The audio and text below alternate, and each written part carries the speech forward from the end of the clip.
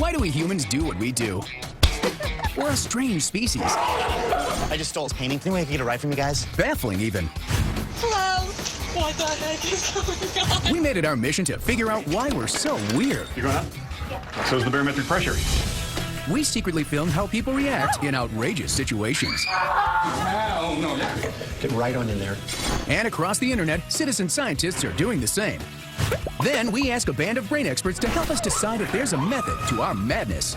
Behind every seemingly ridiculous human behavior, there's a scientific explanation. This is the VIP bus stop experience. You guys want to pay $2 each?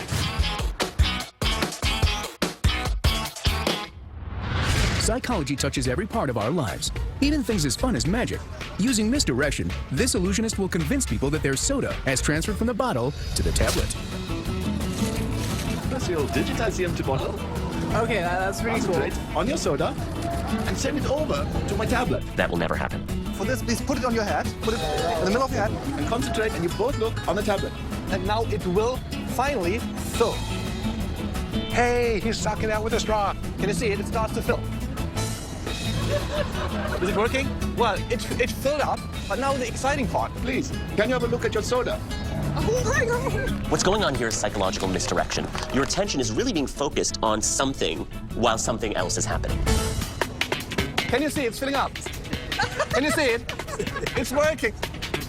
I think it starts to work. Because they're so laser focused on the screen, they're not hearing or feeling what's going on behind them. Wow. How does the other person sitting next to you not see the man drinking the bottle of soda above him? Anyone who gets to be the one who experiences the magic, they're the luckiest one of all, because they have that childlike moment of glee of like, wow, where did the soda go? It's filling up.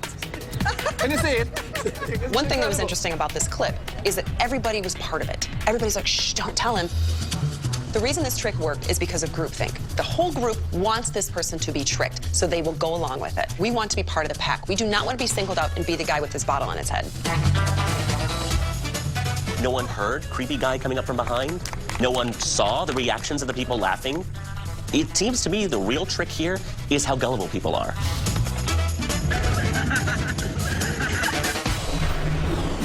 Mental illusion can be found in everyday circumstances, too. In fact, they're a big part of our national economy.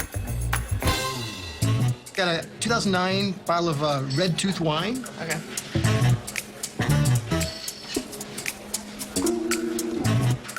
It's kind of bitter. Don't ever trust a wine called Red Tooth. Yeah. Tastes like kind of bad, pretty stale, pretty flavorless. So our brains are always looking for patterns. And so something like a cheap-looking label, lots of bright colors, we've associated that with a cheaper quality of wine. What's the most you'd be willing to pay for something like that? To be honest, probably like $10. Now, how do they react to the exact same bottle of wine with a fancy label? This is the Chateau Napoleon. Oh my God, that's good. That's the best wine I've ever tasted. So compare this one and the This first one, much smoother. Less of an alcohol bitterness to it. I would fall for that. I think a lot of us would fall for that. When we see a label that looks like it is a more sophisticated wine, the pressure builds in us to follow what we think that label is telling us. It has a nicer palate to it, especially than that last one.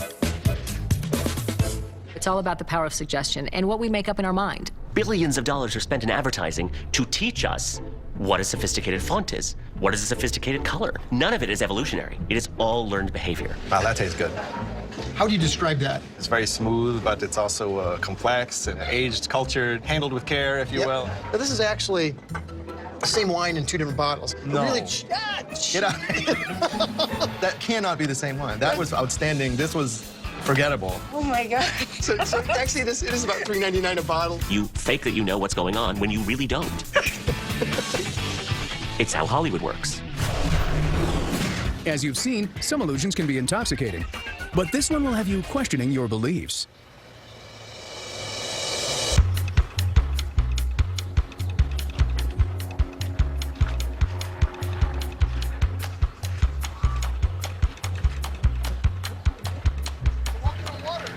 Oh. Last man I know to walk on water was Jesus. That makes no sense. Water, his feet, not going through. Oh! Oh! I can't swim. Can your dog save me? Help me! No! Logically, we all know a man cannot walk on water. But for that split second, it almost gives us a kind of fantastical thinking to think it could be possible. This is crazy. What's your name, man? My name is Woozy. This illusion has Woozy under a spell. Who are you calling right now? Oh, my mom is who I'm calling. Hey, anytime you're having an existential crisis, you should call your mom and figure it out. So, I know you're not gonna believe this. So I was walking in the park and this dude walked on water. No, I know. See, only Jesus does that. Exactly. I don't know. I gotta go. This is a lot. This illusion is created when the top-down processing, which is seeing a man walk on water, conflicts with the bottom-up reasoning, humans can't walk on water. I gotta take a walk. I gotta think about things. It's like he blew his mind. Do it again. How long can these people hold their breath? Hi, don't be a sucker bird. You're extremely contagious. And what happens when a pizza can deliver itself?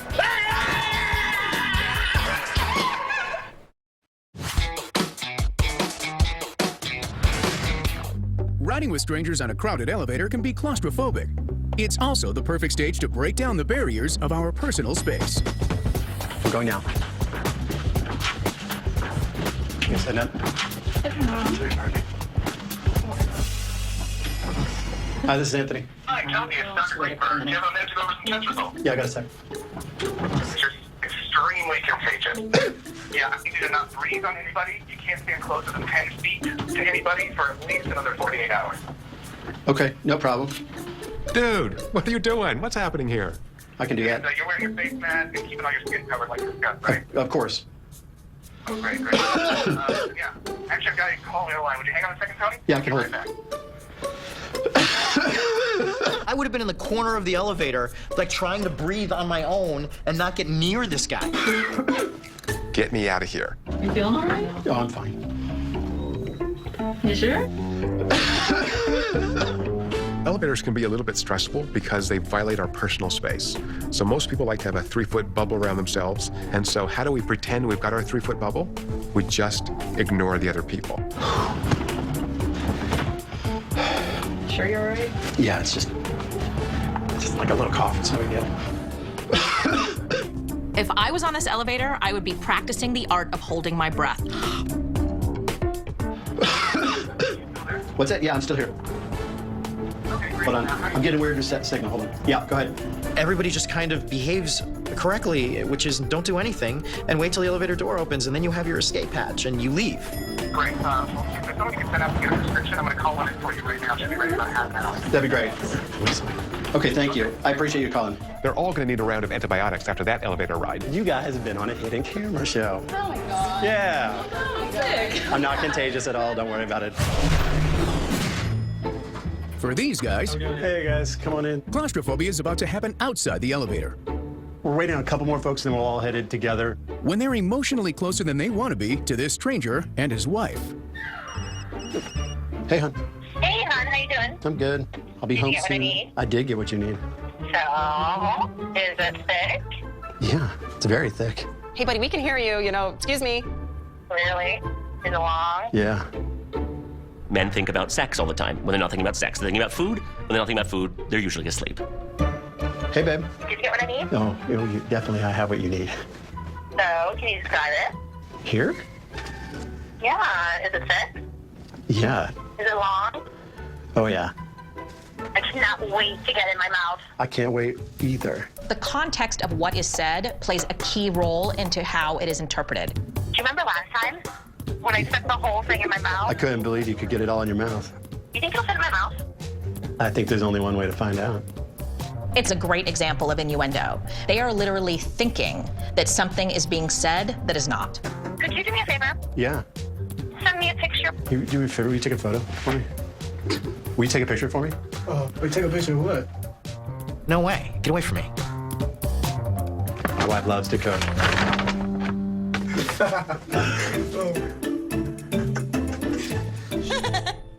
What's bugging these people? There's like a spider in there. It's on your hand. And what could possibly go wrong with popping the question? Come on, Mary. Babe, no. Who wouldn't like a free pizza. But be careful if something is too good to be true. It usually is. What? Now that is a pizza topping I have never seen. The history of mankind would be different if people could resist free things. A startled response can magnify fear tenfold. It's just a man in a pizza box. It's not actually going to harm you, but it's so scary because it's so unexpected. During the fight or flight response, your heart pumps a ton of blood throughout your body, oxygenating your cells, getting ready to either fight or run. You essentially have two choices.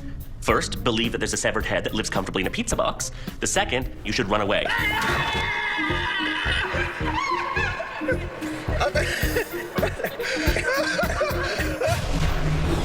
From 8 slices to 8 legs, it doesn't take much to trigger our primal fears. Watch as these students find out with the help of an 8-legged creepy crawler. I'm going to be walking around with a handful of books with a spider cage on top, and also I'm going to have my shoes untied in hopes of having somebody to come over and hold my stuff. When I hand over my stuff, I'm going to secretly plant this spider on the back of their hand. Oh, yeah, you got it? Yep. All right, cool, thanks. There's like a spider in there. Isn't there a hole in it? No. Okay. You don't see it? It didn't get on you?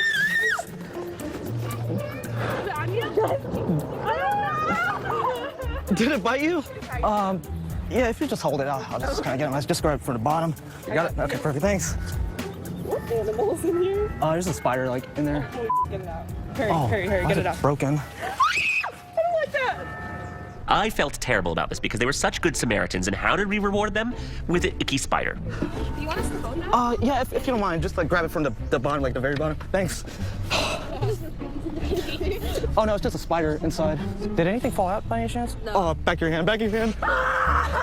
Primal fear is essentially a rational fear that all humans would have to keep themselves safe. Oh my God. It activates very primitive pathways in the brain. We know right away, get away from this thing. It's on your hand. What is fascinating to me about this experiment is that you can be any size, any degree of strength, but a little spider is still scary. Got it? Yeah, spider. No, don't say that. It just broke. Oh, you do. What is that? It is human nature that when you are doing something good, your guard is down. Hey, thank you so much, man. These people were particularly relaxed, feeling helpful and caring as they were taking the books to help out this guy, which made them even more vulnerable to this prank and more frightened when the spider landed on them. What are these people signing? I just want to say that if you sign that, you're dead to me. Oh, he's signing it. He's dead to me. Thank you so much, sir. Have a nice day. Ha! Hey, in this case, yeah, she's prettier, I know. Our biggest moments in life are best shared with others. But when we see a public proposal turn sour, which of the sexes is most affected? What are you doing? Will you marry me? No! What? You're gonna marry me? Dave, no! No, baby, no! Will you marry me? No, I can't. Babe. I'm sorry, I can't. Baby, no. Stereotypically, men don't care as much about proposals because, yes, they might have done it or planning to do it at some point, but they're not as connected emotionally with that idea. Will you marry me? I can't do this.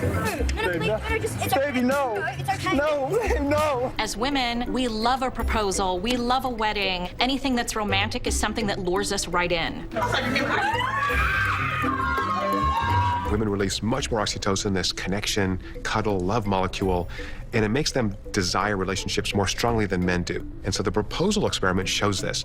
All the women around get excited. Hey, one of our team is gonna get married. This is awesome. Will you marry me? No, don't do this. Please don't do this. It's a bit of a cliche, but because women traditionally are raised with this idea of dreaming about their wedding dress, their proposal, they tend to be a lot more invested in the idea of romance, which essentially, a proposal is the ultimate gesture of romance. And so when it's public, women will tend to be much more empathic to that because they have more of fantasy based in it. Boy! Babe, no. No. Tell me this is a joke. I'll take it. No. Poor guy. Poor guy. People react differently to all sorts of unexpected and inappropriate behavior. Staring at someone can be flattering, but how long before it just becomes weird? Hello. Staring plus silence, super creepy. Do you have any idea what's going on? This guy must be a charmer.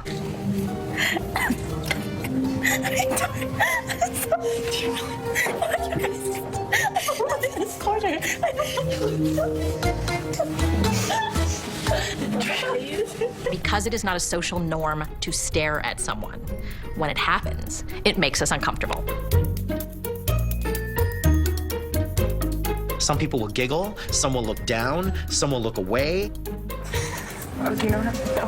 When the guy is staring at the girls, they're more nervous and afraid. Oh. Women tend to be a little more conflict avoidant than men. Security. When the girl's staring at the guy, they're sure she's hitting on them.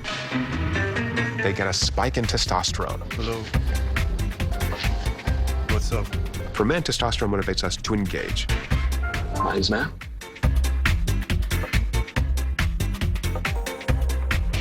When the guy and the girl both stare at somebody, it's incredibly creepy. What's up? I can win a staring contest easily. I don't need to blink for 20, 30 seconds. Hi, are you okay? It's one thing to be stared at, but what happens when innocent bystanders get stuck between dueling opinions? Excuse me. Hi, would you guys mind signing my petition to keep petitions alive?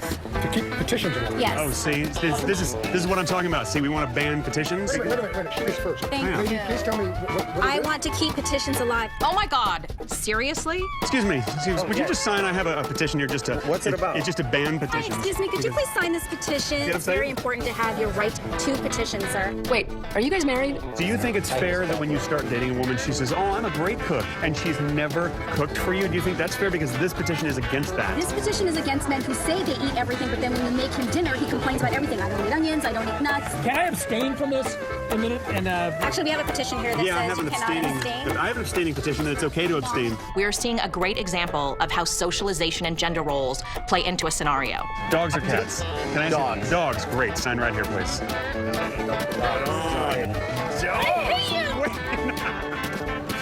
She does hate me. It's okay, though. If you just sign the one right here that's on top, that would be really I great. have breasts. If you could please You know, just Taylor, sign if I cross off the top of Don't you this, dare. if I Don't you cross dare this cross off, then I can make it my own. It's interesting to see even men who are older still want to appeal to the woman. There's a deep sense in which our evolutionary imperative is to survive and reproduce. And, you know, there's a woman around. It doesn't matter how old I am. I'm still going to notice her. I just want to say that if you sign that, you're dead to me. Oh, he's signing it. He's dead. Thank you so much, sir. Thank you so much. Have a nice day. Ha! In this case... Yeah, she's prettier, I know. Thanks.